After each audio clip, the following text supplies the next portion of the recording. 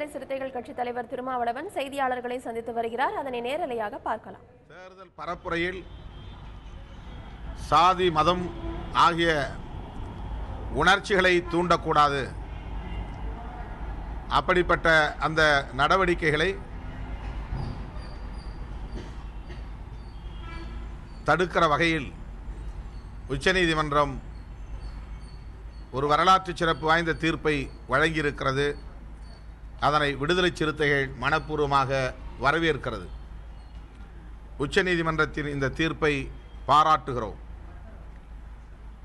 இந்த தீர்ப்பை அடிப்படையாக கொண்டு மக்கள் பிரதிநிதித்துவ சட்டத்தில் உரிய சட்ட திருத்தங்களை கொண்டு வர வேண்டும் என்றும் இந்திய அரசுக்கு விடுதலை சிறுத்தைகள் வேண்டுகோள் விடுக்கிறது.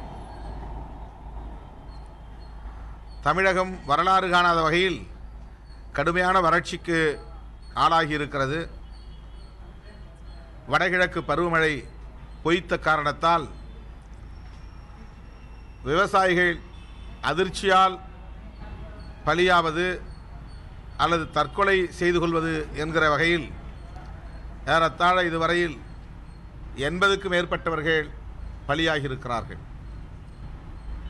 இதுவரையில் அந்த குடும்பத்தினருக்கு மத்திய அரசோ மாநில அரசோ இழப்பீடு எதுவும் வழங்கவில்லை என்பது வேதனை அளிக்கிறது. தமிழக அரசு உடனடியாக பிரதமரை சந்திக்க வேண்டும். வறட்சி நிலவரங்கள் குறித்த அறிக்கையை ஒப்படைக்க வேண்டும். தமிழகத்தை வறட்சியால் பாதிக்கப்பட்ட மாநிலமாக அறிவிக்க மத்திய அரசுக்கு அழுத்தம் கொடுக்க வேண்டும். உயிரிழந்தோர் குடும்பத்திற்கு தலா 25 லட்சம் ரூபாய் இழப்பீடு வழங்க வேண்டும். பாதிக்கப்பட்டிருக்கிற ஒவ்வொரு விவசாயிக்கும் ஏக்கருக்கு 25,000 ரூபாய் இழப்பீடு வழங்க வேண்டும். விவசாயத்தை மட்டுமே நம்பி வாழ்கிற கூலி தொழிலாளர்கள் லட்சக்கணக்கானோர் இதனால் பாதிக்கப்பட்டிருக்கிறார்கள்.